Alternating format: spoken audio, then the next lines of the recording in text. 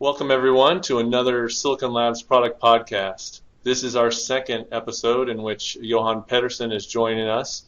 He is the product marketing manager in our Smart Home IoT business unit. And Johan, you said you'd come back and you'd talk to us a little bit more in detail about the smart home in general. The last episode, if you missed it, was covering specifically Z-Wave, but now you're going to talk about the rest of the smart home that you see in your everyday business. What are the largest growth markets that you see in the smart home as it pertains to Silicon Labs? Thanks, Kyle. Of course I can. So I want to start out with looking at the smart home market in general, and here a key detail of how we have actually reorganized ourselves in Silicon Labs is because the smart home market covers a lot of different applications and a lot of technologies. And previously at Silicon Labs, we had been organized by individual technology components. Now we have organized ourselves towards the smart home. So all the smart home requirements and products servicing the smart home are covered under the same roof. And within the smart home, we see sort of two big chunks where we have the retail and consumer market, with the big gorillas as we talk about them. So those are the Amazons and the Googles of this world. There we have driving smart home products in smart speakers. We have DIY security systems such as the ones from Ring Alarm. We have lighting solutions such as the one from IKEA and Philips. And then the other segment is sort of the professional and installer segment, where we have more service providers, we have builders and MDUs. MDU stands for multi-dwelling units, telcos, and these traditional security companies.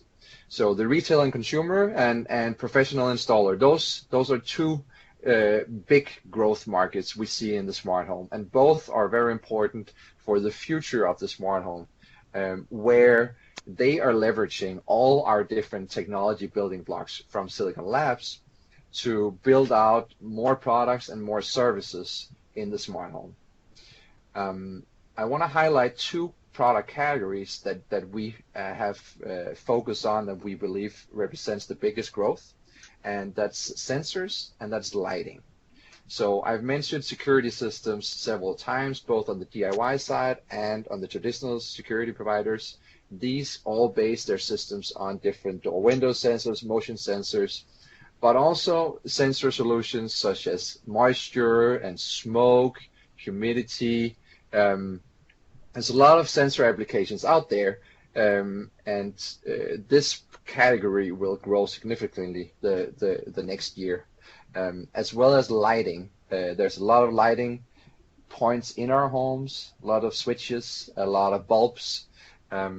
So those are the two biggest categories for the growth in the next period of time for us. Okay, well, I look forward to outfitting all of my light switches at my house. That should require me to get a second job. But in the next year, it should be exciting to see what new solutions are brought out. I'm glad that you guys are focusing on it. So as you mentioned, you have now the focus on the smart home within the IoT business unit. In the past, as you mentioned, we've been separated in our different protocols and standards. It's kind of interesting, with the acquisition of Z-Wave, we now pretty much have the full gamut of protocols. And so that can provide a problem or a benefit to a customer. How do you see going into a customer, now that you're under a single umbrella as the smart home advisor? You're representing Silicon Labs, and we have all of the protocols. How do you attack that, and how do you bring that to the customer? Is that a benefit? How do you sell it to the customer as an advantage? Yeah, it's a huge benefit, and the customers are really excited about it because now they only have to speak to one company for all the different solutions, and they're really looking towards us to guide them in their choice. and what solutions they bring to market.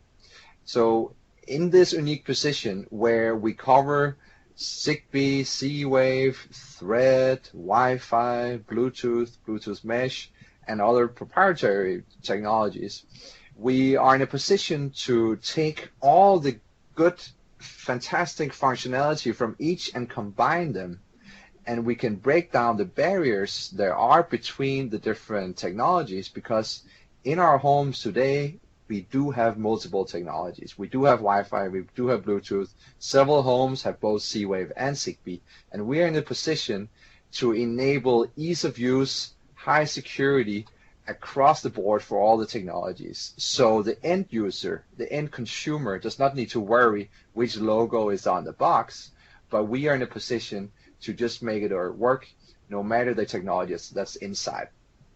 So with that said, people often ask, oh, which technology will it be? Will we end up with one technology to rule them all? And history proves that the answer is no. The same question has been asked during the past 17 years or even more of Z-Wave and Zigbee. And each technology has its place and its use. So when we go in and talk to customers about what do they want to do, which ecosystem do they want to connect to, what services, what smart home functionality are they looking for, how are they going to market, are they developing it themselves, what expertise do they have? There's a lot of different guiding points which will lead to a certain technology choice. And by going with Silicon Labs, no matter the technology choice, we'll be there to guide them. So that's a very unique position, and it's awesome, and our customers are excited about it, and we are as well. So you talk about providing that education to the customers, but there has to be some swim lanes that you've seen develop, and maybe it's because of just the current adoption of the protocols. But can you tell on the podcast what are some of the protocols that fit best in certain applications, if there's some general guidelines you give customers? Yeah. So overall, the two big mature technologies is Zigbee and Z-Wave. Those have both been around for more than 17 years, maybe even 19 years. They are very mature in their specifications and how they communicate, and almost any type of smart home product is covered in each of their specifications. So those two technologies are the ones we go with when companies want to make full smart home solutions, being that you want to be able to have multiple different types of products connected in a network, providing different kinds of services. Zigbee and Z-Wave also have their differences, where on Zigbee you can customize the way you would like the system to work, which would then in some cases mean that it would not work with others who have made other choices, other custom implementations. So it's more of a Zigbee individual ecosystems. So for example, an IKEA ecosystem and a Philips Hue ecosystem. Whereas on Z-Wave, we talk about the Z-Wave ecosystem, which is one ecosystem where there's no customization on how the communication between the products is. You can still add different features and variants, but the communication of how Z-Wave interoperates is strictly defined and strictly certified. So those two solutions are the ones we talk about when you want to make a full smart home solution.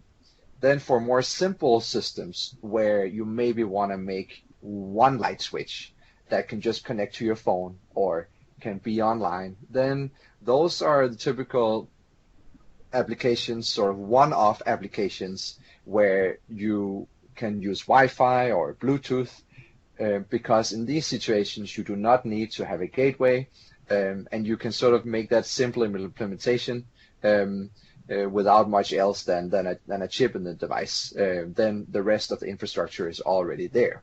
But Once you want to go broader and have that particular device talk to other devices in the home and so forth, that's where you need the Zigbee and Z-Waves. Then if you then go one step simpler and you have a let's say a coffee machine where you just want a cable replacement, so to speak, and be able to turn it on and off with your phone, then we have our Express product line, which is a very simple solution that enables you to almost get your product ready without touching any code. So we have any type of solution from just a cable replacement to a very advanced full smart home solution. So it both depends on what product and services you want to build, but also of the technical resources in your company to develop these products. Okay, well that's good guidance. But on the opposite end, what are some misconceptions? Where people come to you and they have their own opinions, or you may see that they're making mistakes. What do you see those? What are the most common pitfalls you see customers making, or assumptions they're making that may not be fully accurate? Carl, I want to reiterate the protocol convergence. We get asked a lot, which technology should I choose, because tomorrow maybe there will be no more Z-Wave, or tomorrow there will be no more Zigbee. What is going to happen with Thread? Will that take over all smart home products? Or 5G, will that take over all smart home products? And the answers to that is, don't focus so much on the future. Focus on what your needs are right now. What ecosystem do you want to connect to? What products and what solutions is needed for you right now? All this technology development takes a lot of time, and before it gets mature, it takes years and years. So Z-Wave and Zigbee has both been around for more than 17 years, and they will continue to be around for a long time. So that's a very important point to make. And then on the technology side again, you might ask, why don't I just use Wi-Fi for this new light bulb I want to make, or for this door lock? Can I get a smart door lock on Wi-Fi? Because the customers already have Wi-Fi in their homes. Well, you could make one on Wi-Fi, but the user experience would suck. So the battery lifetime, the reliability, the user experience of having a product running on Wi-Fi that's battery operated is significantly worse than one that would be on some of the protocols that are meant for smart home functionality, that are meant for command and control in the smart home, optimizing battery lifetime, optimizing reliability in the mesh network in the smart home, optimizing security throughout the smart home network.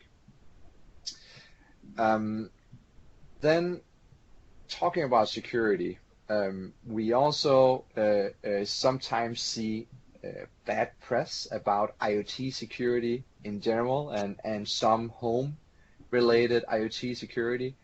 And the unfortunate thing is that any bad media about a product where security was not in mind when it was designed hurts all the other products that are actually well designed and have security in mind.